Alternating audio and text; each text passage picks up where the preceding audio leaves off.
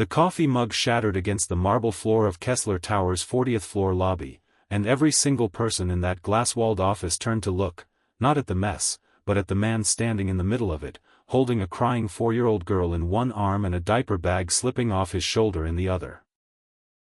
Evelyn Kessler had built a $400 million company out of nothing but grit, 3 business degrees, and a rule she'd carved into her own soul the day her fiancé, her employee, back when Kessler Industries was just 2 desks and a dream, walked out on her 2 weeks before their wedding and took half her client list with him. "I don't date employees. Ever. No exceptions." She had said it in job interviews. She had said it in board meetings when someone joked about setting her up with a VP. She had said it so many times that her own staff had started saying it for her, like a company slogan stitched somewhere between "innovate boldly" and "clients first." New hires learned it in orientation, half as a joke and half as a warning, the way you learn where the fire exits are, something you hope you'll never need but that everyone respects all the same. So when Daniel Reyes, the new head of product design, hired 6 days ago, a man she had personally approved from a stack of 40 resumes because his portfolio was the best she'd seen in a decade, showed up to a Monday morning all-hands with baby wipes in his blazer pocket and his daughter Mia perched on his hip because his sitter had cancelled at 6 a.m., Evelyn's first instinct was irritation. She had a company to run. She had investors flying in from Singapore in 4 days. She did not have room in her schedule for chaos, and chaos, in her experience, always arrived wearing the face of somebody else's excuse. Her second instinct, the one she'd remember for the rest of her life, arrived half a second later and never left her again. It was the way Daniel knelt down in the middle of that shattered mug and broken glass. Not caring one bit about his $300 slacks, not caring that 40 employees were staring, not caring about anything except the small trembling body in his arms, and wiped his daughter's tears with his thumb, whispering, "Hey, hey, I got you, Mia Bear. I got you," like the entire company wasn't watching, like nothing in the world mattered more than that one small, frightened girl.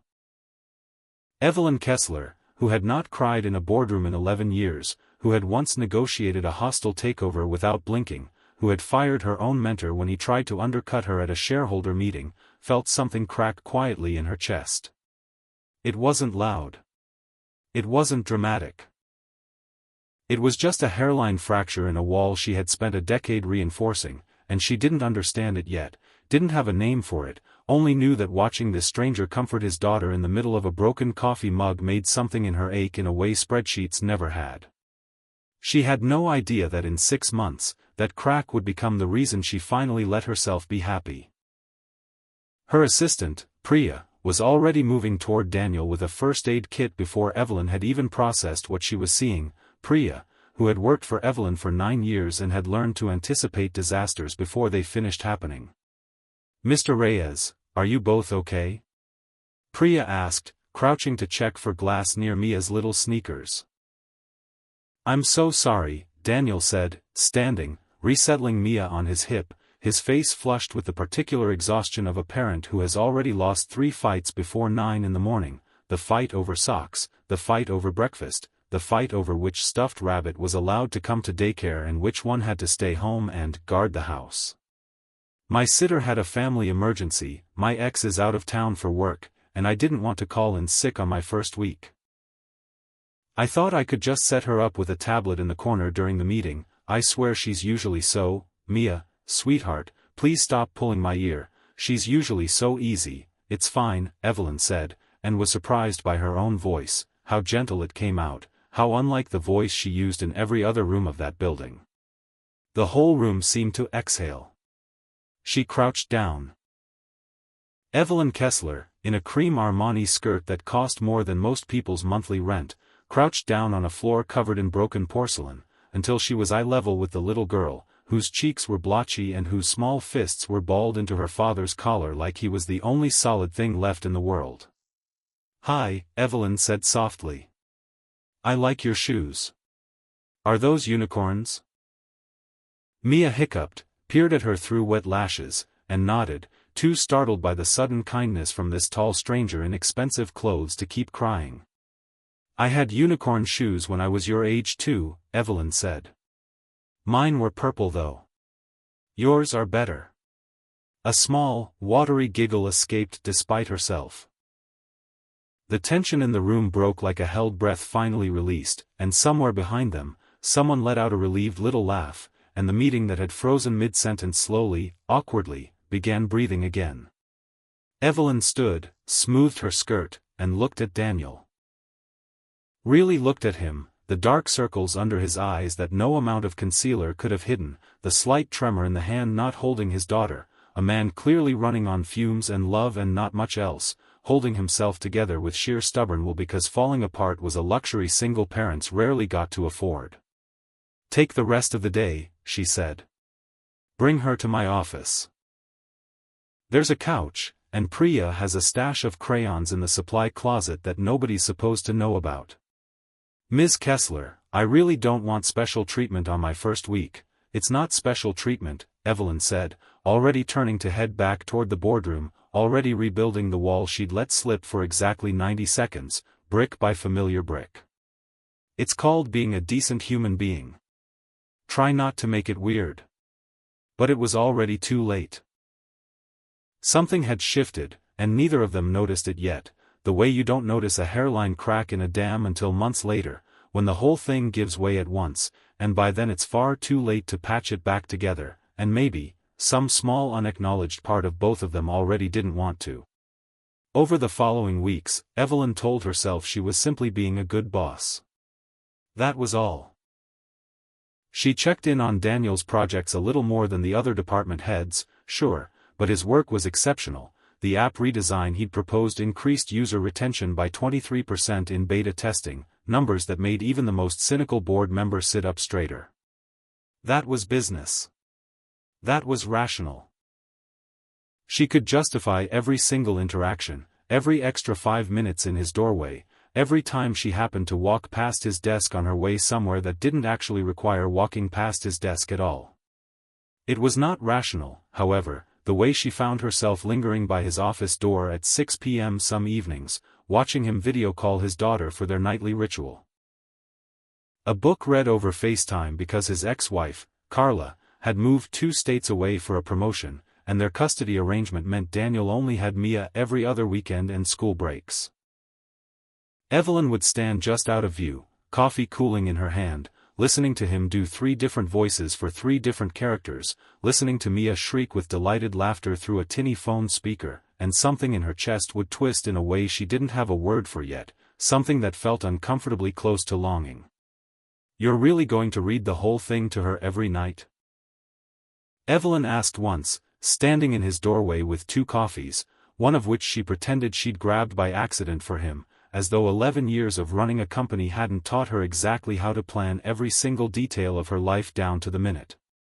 Daniel looked up, startled, then smiled, that same tired, warm smile that had undone something in her a month ago. "Every night.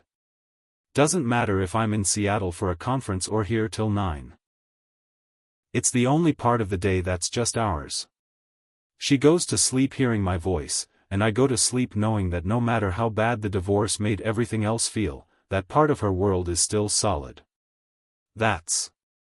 Evelyn searched for the word, found it inadequate, tried again. "That's really beautiful." "It's really exhausting," Daniel said, laughing, taking the coffee she offered like it was the most natural exchange in the world. "But yeah. Beautiful too. Most good things are both, I think." She learned, in pieces, over months, the shape of his life, the way you learn a new city, one street at a time, until suddenly you realize you know the whole map by heart. That he'd left a bigger, flashier design firm because they wanted him to travel 80% of the year, and 80% of the year away from Mia wasn't a trade he was willing to make, no matter what it cost his career, no matter how many recruiters called with bigger titles and bigger salaries. That Carla was a good mother, but their marriage had crumbled under the weight of 2 people who loved each other in different languages neither of them had learned fast enough to translate before it was too late. She needed ambition matched at every turn, he needed stillness she couldn't give him, and somewhere in the space between those two needs, a marriage had quietly died without either of them ever raising their voice about it. That he made pancakes shaped like dinosaurs because Mia went through a phase at age 2, and the phase never really ended, so now he just always made dinosaur pancakes, permanently, for the rest of his life, apparently, stegosauruses with blueberry spikes down their backs, and he said it like it was the most obvious thing in the world. Like of course a grown man spent his Saturday mornings sculpting breakfast into extinct reptiles for an audience of one small, adoring critic. Evelyn, who had never wanted children, who had built a corporate empire specifically so no one could ever again make her feel small or discarded the way her ex-fiancé had, who had told herself for 11 years that ambition and family were a zero-sum equation and she had simply chosen the side that couldn't leave her, found herself, for the first time in over a decade, wanting something soft. Something that wasn't a quarterly report, wasn't a signed contract, wasn't a headline calling her one of the youngest self-made female CEOs in the country. She hated how much she wanted it. She hated it the way you hate a craving for something you've convinced yourself you don't deserve, the way an old wound aches right before rain, quiet and persistent and impossible to entirely ignore no matter how busy you keep your hands. There were small moments that piled on top of each other like snow, each one insignificant alone but together forming a drift too large to pretend wasn't there. The morning Mia drew a crayon portrait of the nice lady with the unicorn shoes, and Daniel, embarrassed, tried to hide it, only for Evelyn to find it anyway and ask, quietly, if she could keep it, and then actually pinning it to the corkboard behind her desk where quarterly targets usually hung, a small chaotic sun amid all that order. The afternoon Evelyn cancelled a call with a major investor because Daniel mentioned, in passing, exhausted, that Mia had a preschool recital and he didn't know how he was going to make it work with a product launch deadline, and somehow, without either of them discussing it directly, Evelyn restructured the entire week schedule so he could go, and told no one why, and pretended, when he thanked her, that it had simply been convenient. The evening she found herself, after a brutal 12-hour day of contract negotiations, driving 20 minutes out of her way just to pass by the little park near his apartment on the off chance she might catch a glimpse of them there, and catching herself doing it, and sitting in her car afterward, engine idling, staring at her own reflection in the rearview mirror like a stranger she needed to have a serious conversation with. It happened, the turning point, the moment neither of them could pretend away any longer, on a Thursday in October, 6 months after the shattered coffee mug, at the company's fall fundraiser, a black-tie gala Evelyn hosted every year for a children's hospital, a cause close to her heart that she never explained to anyone, not even her closest friends, though the truth was simple enough.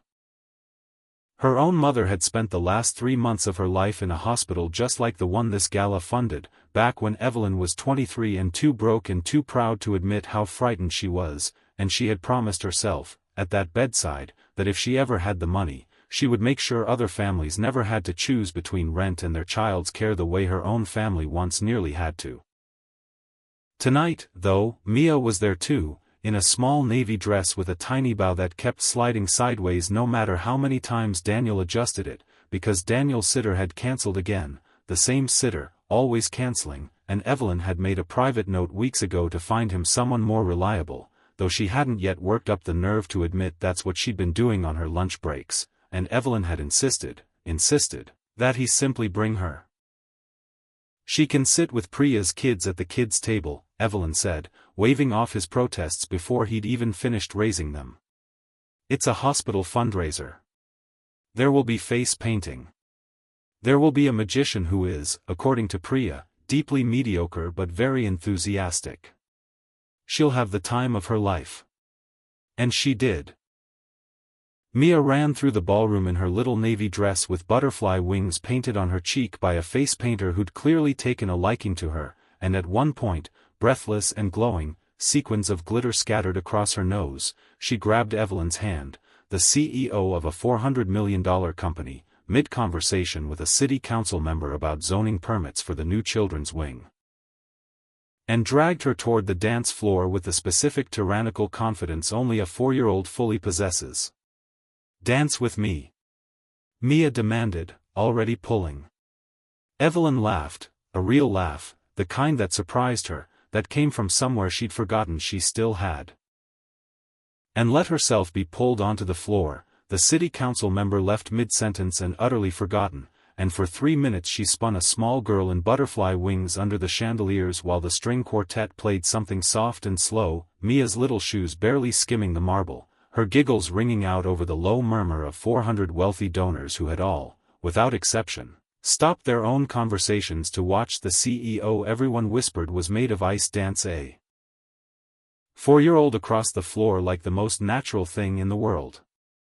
And when Evelyn looked up, breathless, cheeks flushed, hair coming loose from its careful chignon, Daniel was watching her from across the room with an expression she couldn't name and didn't want to name, because naming it would make it real, and real was a door she wasn't sure she was ready to walk through, not after everything the last time had cost her. Later, on the terrace, away from the noise, with Mia finally asleep on a bench under Priya's watchful eye, wrapped in someone's borrowed suit jacket, thumb tucked loosely near her mouth the way small children sleep when the day has simply asked too much of them, Daniel found her. The city stretched out below them in 100,000 small lights, and the October air had that particular crispness that made you want to stand very close to someone else, or maybe that was just an excuse, Evelyn told herself later. "Thank you," he said. "For tonight. Honestly, for all of it. The last 6 months. You've been." He shook his head, searching for a word big enough, and coming up short. "You've been more than a boss, Evelyn. And I don't know what to do with that, because you're also my boss, and I made a promise to myself after the divorce that I wouldn't blow up my life again, especially not Mia's life, over something that could go wrong. She's already lost enough stability. I can't be the reason she loses more." "I know," Evelyn said quietly, staring out at the city lights instead of at him, because it was easier, because his eyes had a way of seeing straight through every wall she'd ever built. "I have a rule. I don't date employees. I built that rule because someone I loved took advantage of exactly that, the blurred line, the power, the mess it makes when it goes wrong. He proposed to me in a rented tuxedo he couldn't afford, using a ring I'd essentially paid for without either of us admitting it, and 2 weeks before the wedding he left with 3 of my biggest clients and half my confidence in my own judgment. I swore I'd never let myself be that vulnerable at work again. I built an entire empire on the promise that I would never again be the kind of woman who mistook convenience for love. So we agree," Daniel said, a small, sad smile tugging at his mouth. "This is a terrible idea." "A truly terrible idea," Evelyn said. Neither of them moved. The distance between them on that terrace had never felt smaller or more impossible to cross.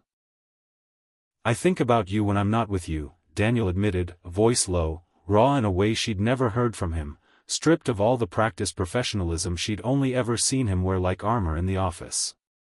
"I think about the way Mia lights up when your name comes up, the way she asks if the unicorn lady is coming to pick her up from daycare even on days you never said you would.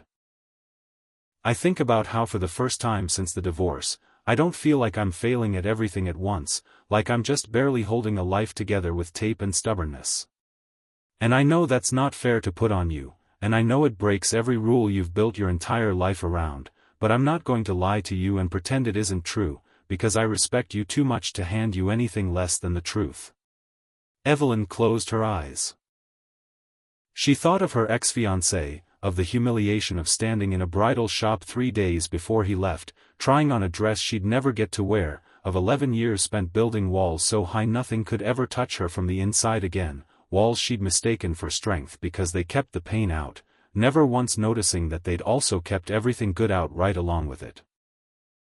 She thought of the coffee mug shattering, 6 months ago, and the way something in her had shattered quietly alongside it. She thought of unicorn shoes and dinosaur pancakes and a small hand pulling her onto a dance floor with total, unearned trust. She thought about how her rule had kept her safe, and how safe was not the same thing as happy, and how she had confused the two for over a decade, building a life so heavily fortified that even joy had trouble finding its way in. "If this goes wrong," she said, finally turning to face him, the wind catching a loose strand of her hair, it's not just us who gets hurt. It's her too. I can't be careless with that. I won't be careless with that. I know, Daniel said, stepping closer, close enough now that she could see the flecks of gold in his tired brown eyes, close enough to feel the warmth radiating off him against the October chill. So let's be careless. Let's be careful, and slow, and honest. Let's just try. I'm not asking you to promise me forever tonight. I'm asking you to not let fear make this decision for both of us before we've even given it a chance to be something good. Evelyn Kessler, who had said, "I don't date employees," in job interviews and board meetings and every version of every conversation for 11 years, who had built that sentence into a kind of personal scripture, looked at the man standing in front of her. Steady, exhausted, devoted, real in a way that made every other relationship in her adult life feel like it had been conducted at arm's length, and felt the last wall in her chest come down, brick by brick, without a single sound, without the catastrophe she'd always assumed would accompany its fall. "Okay," she whispered, and the word tasted like something new and terrifying and right. "Let's try." It was not, of course, that simple. Nothing worth having ever seemed to be. Word got out within 2 weeks, the way it always does in an office, passed along in hushed elevator conversations and knowing glances near the coffee machine, and the board, particularly a man named Richard Halloway who had wanted Evelyn's position for years and had never forgiven her for outmaneuvering him at every turn during the company's early expansion, seized on it like a starving man finding a feast he'd been circling for a decade. Conflict of interest, Halloway said in an emergency board session Evelyn hadn't been informed of until she walked in and saw 6 grim faces around the table, papers already stacked and ready, the ambush clearly premeditated. "Ms. Kessler is dating a direct report. That's a lawsuit waiting to happen, and frankly, it undermines everything she's built her reputation on. Her entire brand was professionalism above personal weakness. Our investors chose this company because Evelyn Kessler was supposed to be different, untouchable, unshakable. What happens to our stock price when the tabloids get hold of this?" Evelyn stood at the head of that table, feeling 11 years of armor try to reassemble itself around her at lightning speed, feeling the old instinct to deny it, to protect the empire at any cost, the way she always had, the way survival had taught her to. Every rational part of her brain screamed that the smart move, the safe move, was to end things with Daniel quietly, immediately, before this became a story anyone outside this room ever heard. But she thought of Daniel kneeling in broken glass 6 months ago, unbothered by his ruined slacks, only caring about his daughter's tears. She thought of Mia's small hand in hers on the dance floor, trusting her completely, asking nothing of her except to dance. She thought of the terrace, and the promise she'd made, not to Daniel, but to herself, that she would not let fear make this decision for her again. And she found she did not want to lie about this. Not this. Not the one good, soft, real thing she had let herself want in over a decade. "You're right that I built my reputation on professionalism," Evelyn said, meeting Halloway's eyes without flinching, her voice as steady as it had ever been in any negotiation she'd ever walked into. "What you're forgetting is that I also built this company's entire culture around one principle, that people are allowed to be human beings, not just assets on a spreadsheet. That principle is the reason we have the lowest turnover rate in our industry. That principle is the reason Daniel Reyes' team delivered a 23% increase in user retention within his first quarter, because he isn't burned out and hollowed out the way employees are at companies that treat parenthood like an inconvenience. Daniel Reyes has been transferred, as of this morning, to a newly created advisory role reporting directly to the board, not to me, with a formal review process any of you can audit at any time, drafted by outside legal counsel this week specifically to remove any conflict of interest before this meeting even happened. There is no conflict of interest, because I removed it the moment it became one. What there is a relationship I'm not going to apologize for, and if this board wants to make my personal life the headline instead of the 23% retention increase his team delivered, or the $200 million in new contracts we signed this quarter, then I think we have very different priorities, and I'm happy to have that conversation with our shareholders directly, on the record, at the next annual meeting." Silence settled over the table like snowfall. Holloway's mouth opened, then closed, then opened again, searching for a counterargument that clearly wasn't arriving.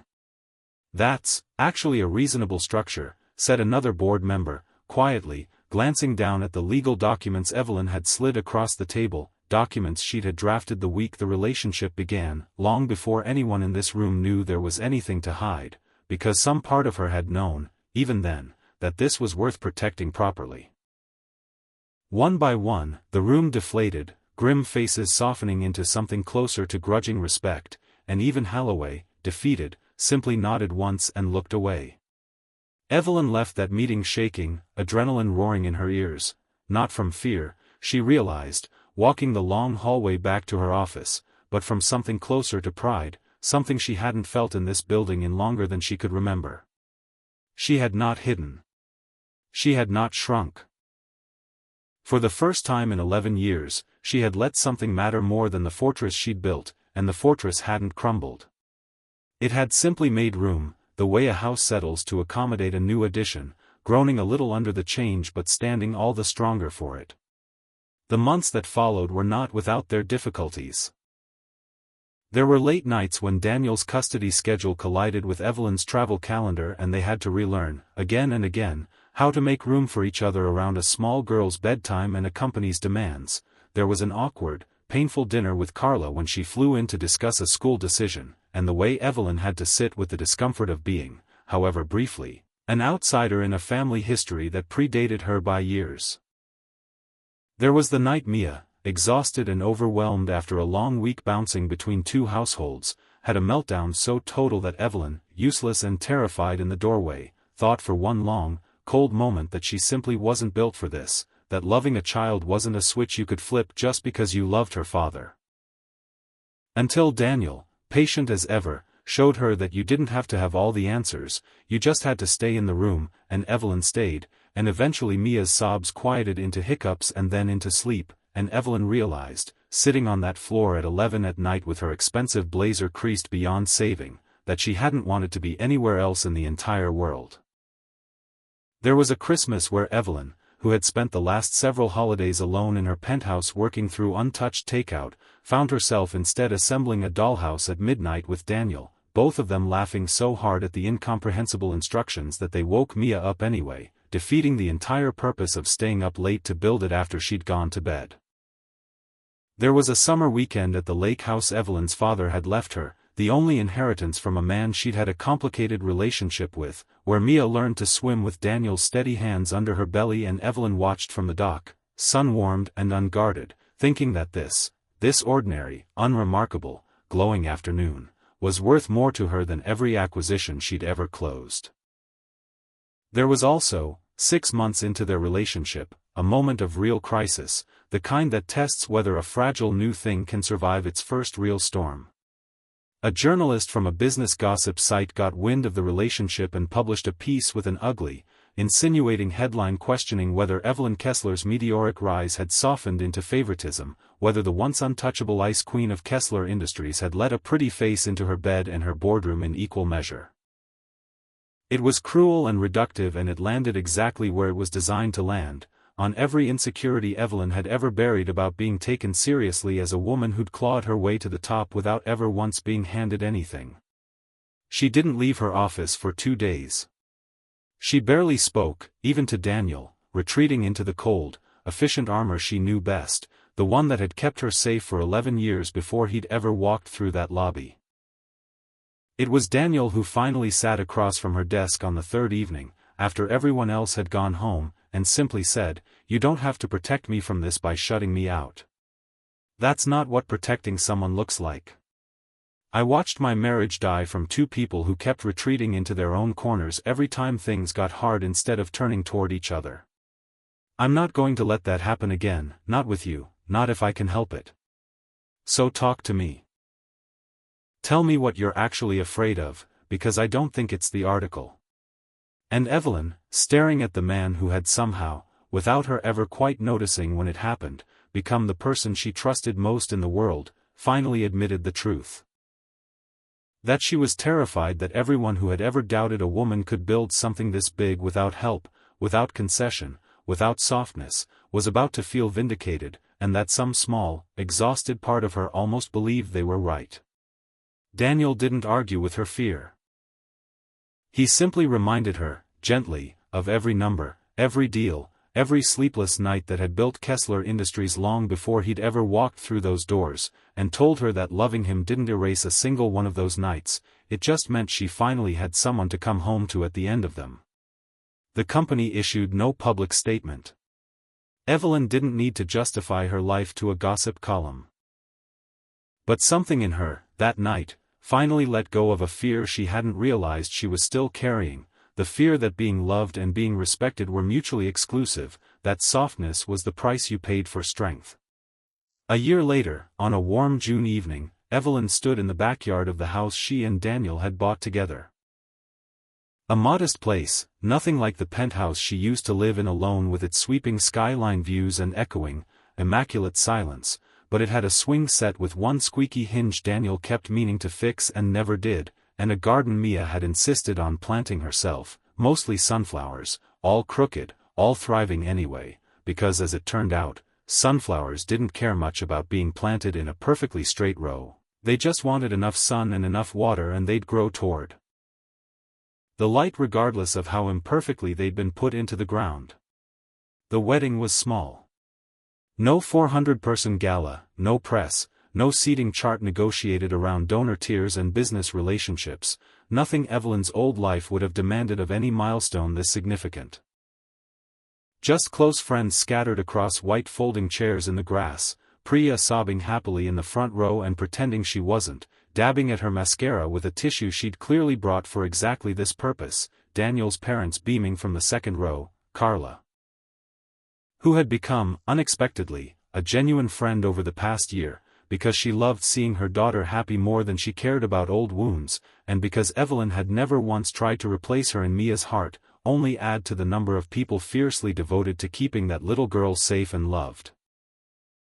And Mia, 5 years old now, in a flower crown slightly too big for her head, serving as the world's most serious and self-important flower girl, walking down the aisle at a solemn, deliberate pace entirely of her own choosing, scattering petals with the gravity of a girl who understood, in whatever way a 5-year-old understands such things, that this day mattered enormously. When it came time for vows, Daniel took both of Evelyn's hands in his own trembling slightly, and cleared his throat against the emotion already building there. "You told me once that your rule kept you safe," he said, voice thick. "I want you to know that I don't feel safe with you. I feel alive with you, which is so much better than safe. Safe is a locked door. What you gave me, what you gave both of us, was a door that finally opened. You didn't just let me and my daughter into your life. You let yourself be loved without needing to control every part of how it happened, and I have never seen anything braver in my life, and I've watched you close $400 million deals without your hands shaking once. Mia asked me last week if you were going to be her mom forever, and Evelyn, I have never said yes so fast to anything, including marrying you right now, in front of everyone we love, on the happiest day of my entire life." Evelyn laughed through tears she didn't bother wiping away, because for the first time in her life, crying in public didn't feel like weakness, didn't feel like the kind of vulnerability that had once cost her everything. It felt like being fully, finally human, unguarded in a way that 11 years of careful architecture had once told her would be the end of everything she'd built, and instead turned out to be the beginning of the only thing that had ever truly mattered. "I spent 11 years building rules to protect myself from ever being blindsided again," she said, her voice catching, steadying, catching again. "I built an empire out of that fear, and I told myself the empire was the point, that the empire was enough. And then a little girl in unicorn shoes and butterfly wings walked into my life holding her father's hand, and every rule I had stopped mattering, one by one, until there was nothing left of that fortress except the foundation, which turned out to be sturdy enough to build something new on after all. Daniel, you didn't just teach me how to love someone. You taught me that the version of strength I'd been chasing my whole life, the untouchable, unshakable, alone at the top version, was never actually strength at all. It was just a very well-decorated kind of loneliness. This is strength. Choosing this, choosing you, choosing Mia, every single day, on purpose, with my eyes wide open, knowing exactly what it costs and choosing it anyway. So no. I don't date employees. The small crowd laughed, warm and knowing. But I would marry this man 100 times over, in every lifetime, in every version of this story, no matter how many broken coffee mugs it took to get us here. Mia, 5 years old, unable to contain herself any longer, launched herself between them mid-vow, wrapping her arms around both their legs with the total, unself-conscious joy only a small child fully possesses, and the entire yard dissolved into laughter and applause as Daniel and Evelyn scooped her up together, the three of them standing there under the string lights strung between the oak trees, a family built not out of a broken rule, but out of the courage it took to finally let one go, out of the slow, deliberate work of choosing each other again and again through every difficult, uncertain, ordinary day in between. Later that night, after the last guests had gone home and the string lights still glowed soft and gold over the quiet yard, Evelyn danced barefoot in the grass with her daughter asleep on her new husband's shoulder, her wedding dress trailing through the dew, and Evelyn Kessler, CEO, once untouchable, now simply happy in a way no acquisition or headline had ever managed to make her, thought about the shattered coffee mug that started it all, that small unplanned catastrophe on an ordinary Monday morning that she could never have predicted would become the single most important moment of her entire life, and smiled. Some of the best things in life, she'd learned, only come after something breaks. You just have to be brave enough to look at what's left on the floor and decide, instead of sweeping it away and pretending nothing happened, to kneel down right there in the middle of the mess and build something better out of the pieces. Years later, when Mia was old enough to ask how her parents had fallen in love. Because by then, she called them both that, without hesitation, without qualification, the way a child does when love has simply been proven to her over and over until the proof no longer needs stating. Evelyn would tell her the story of the coffee mug, and the unicorn shoes, and the dance floor at the fundraiser, and the terrace under the October sky. And every single time, no matter how many times she told it, she would end it the same way, holding both her husband's hand and her daughter's hand, the family she'd once believed she'd have to choose against her ambition instead of alongside it. The best rule I ever broke, she would say, was the one that almost kept me from you both. And outside, in the garden, the sunflowers Mia had planted all those years ago, still a little crooked, still leaning toward whatever light they could find, bloomed bright and stubborn and unmistakably alive, exactly the way this family had learned, together, to do the same.